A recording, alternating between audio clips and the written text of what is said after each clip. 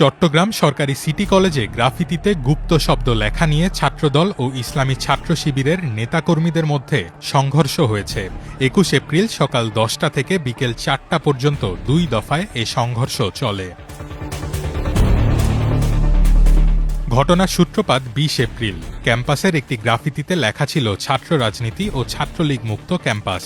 অভিযোগ উঠেছে কলেজ শাখা ছাত্র দলের যুগ্ম আহ্বায়কের নেতৃত্বে ছাত্র শব্দটি মুছে সেখানে গুপ্ত লিখে দেওয়া হয়। এই ঘটনার ভিডিও সামাজিক যোগাযোগ মাধ্যমে ছড়িয়ে পড়লে ২১ এপ্রিল সকাল থেকেই শুরু হয় উত্তেজনা।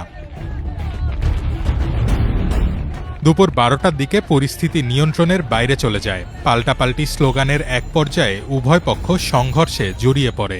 কারো হাতে ধারালো কিরিচ, কারো হাতে চাপাতি কিংবা লাঠিসোঁটা। দুই পক্ষের দাবি অনুযায়ী সংঘর্ষে অন্তত ২০ জন আহত হয়েছেন।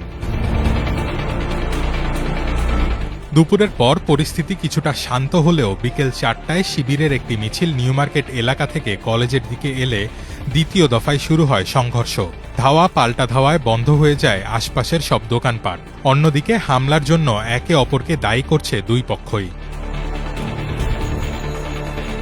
বর্তমানে পরিস্থিতি নিয়ন্ত্রণে আছে বলে জানিয়েছে পুলিশ। তো আপাতত আমরা ধারণা করছি যে এখনো কোনো শঙ্কার কোনো পরিস্থিতি নেই, পুলিশের উপস্থিতি আছে এবং আশা করতেছি যে এখনো যে লোকজনের ছাত্রদের যেটা দোষ তাদের নিজেদের মধ্যে হয়তো বা কোনো বিবেকীয় মনোমালিন্য ছিল, তারই অংশ হিসাবে চট্টগ্রাম সরকারি সিটি কলেজ ক্যাম্পাস কয়েক দশক ধরে বাংলাদেশ ছাত্রলীগের নিয়ন্ত্রণে ছিল।